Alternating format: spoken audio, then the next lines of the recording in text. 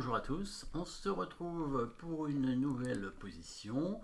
On est plutôt en finale ici quand même, hein. Pas mal d'échanges évidemment. La dame a disparu, déjà c'est un bon signe pour dire qu'on est en finale. Après ça dépend quand même du nombre de pièces qui restant, mais comme on a échangé une tour en plus de la dame et les deux cavaliers ont disparu, c'est qu'on est très largement en finale. Donc ici, petite position de finale évidemment. Qu'est-ce qui se passe dans cette position? Le roi noir a l'air en danger. Il y a une menace assez discrète de la part des blancs quand même. Ce qui fait que malgré le pion d'avance, malgré notre pion d'avance, eh ben, on est en difficulté.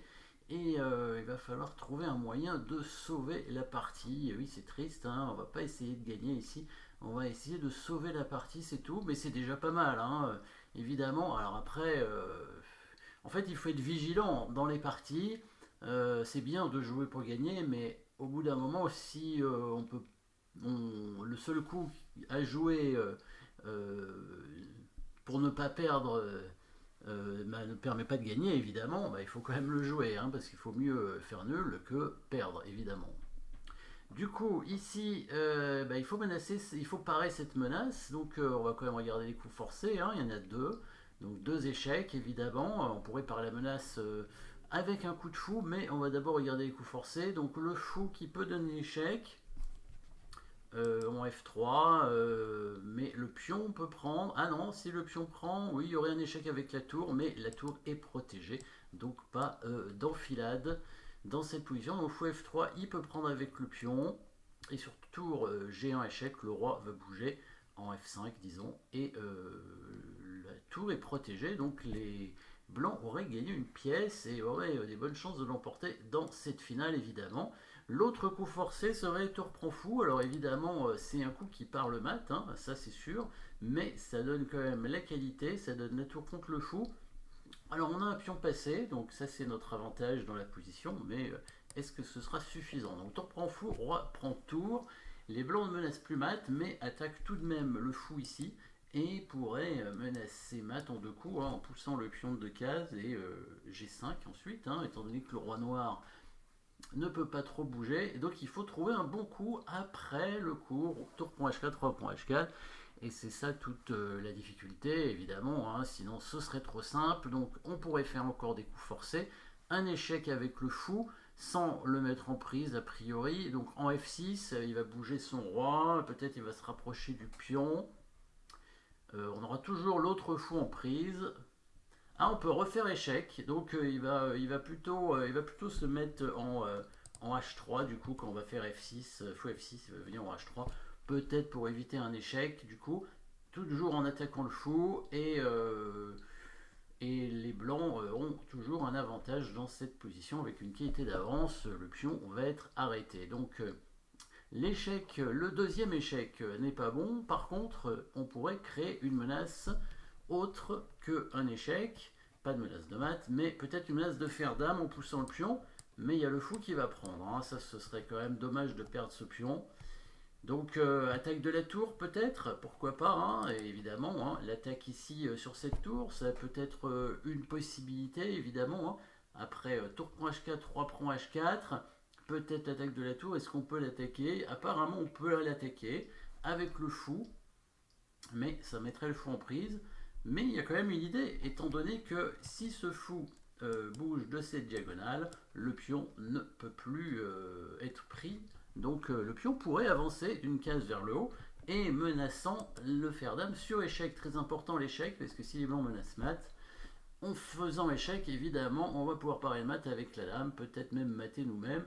Ah, donc ce coup de fou est très intéressant puisque les blancs ne semblent pas être en mesure de pouvoir prendre le fou. Ils vont devoir du coup bouger leur tour. Alors, s'ils attaquent l'autre fou avec la tour, le fou peut toujours sortir en faisant échec et après il prendra le fou. Donc ils vont protéger certainement le fou qui est attaqué avec sa tour, mais il faudrait aussi qu'il défende le pion, donc il n'y aurait qu'une case, ce serait la case G4, parce que s'il ne défend pas le pion, bah, les blancs ne peuvent plus gagner, hein. Sans pion, on ne peut pas gagner dans une finale, à moins d'avoir une tour de plus. Une qualité d'avance, c'est pas suffisant pour gagner en finale si on n'a pas de pion sur l'échiquier. Donc les blancs vont conserver leur tour et le pion surtout, en mettant la tour en G4. Et du coup, que va-t-il se passer par la suite? Donc là, évidemment, hein, pas de prise du fou, parce que sinon, le pion avance à toute vitesse, et je pense qu'il va trop vite, hein, on ne peut plus l'arrêter, évidemment. Du coup, le coup à jouer, probablement, c'est ce coup de tour en G4, hein, en C8, ça défend le fou, mais le pion est pris. En G4, ça paraît un peu mieux. L'idée, c'est que s'il prend le fou, on reprend avec la tour, et là, s'il pousse le pion, la tour revient protéger le pion, enfin la case de promotion, et du coup, bah, il y a encore des chances de gain pour les blancs, avec une qualité d'avance. Donc il va falloir trouver encore un bon coup, et puis on va rester évidemment dans l'idée des coups forcés, puisque on a encore un échec, hein, avec le fou, toujours petit échec, juste comme ça, pour voir où il va. Il y a deux cases. S'il va sur G3, eh ben, on revient avec le fou. Du coup, c'est une répétition de position, la poursuite, hein, la fameuse poursuite, qui permet de faire nul.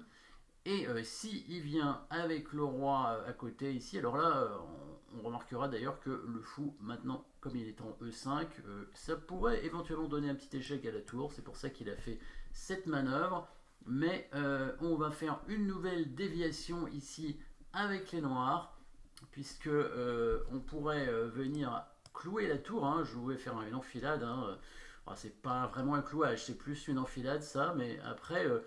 non, c'est un clouage, parce que l'enfilade, c'est une pièce, la pièce la plus forte en premier. Hein. La pièce la plus forte, c'est quand même le roi, même si. Enfin, c'est pas la plus forte, c'est la plus importante. Donc, ce serait quand même un clouage, hein, le coup de fou ici, sauf que là, les blancs peuvent prendre, hein, étant donné que si on pousse le pion, la tour reviendrait défendre. Donc, comme souvent, il faut inverser les coups et donc avancer d'abord le pion, mais. Du coup, les blancs ont la possibilité de faire un échec pour partir du clouage. Mais c'est pas grave, on va quand même bouger le roi en attaquant la tour et après on fera une déviation. Donc dans cette petite finale, hein, il y a pas mal de thèmes tactiques. Hein. Le pion qui avance, pion passé, hein, thème du pion passé évidemment, avec la déviation, hein, s'il prend le pion, on a un clouage. Et si il joue le coup intermédiaire, tour H4, on vient attaquer la tour.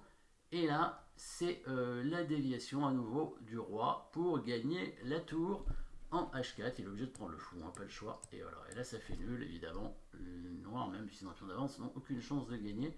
Donc on va en revenir dans la position de départ pour bien voir toutes les thèmes tactiques de cette position, destruction de la défense. Ou plutôt attraction, non, destruction de la défense, parce que en fait, ce fou était quand même assez important.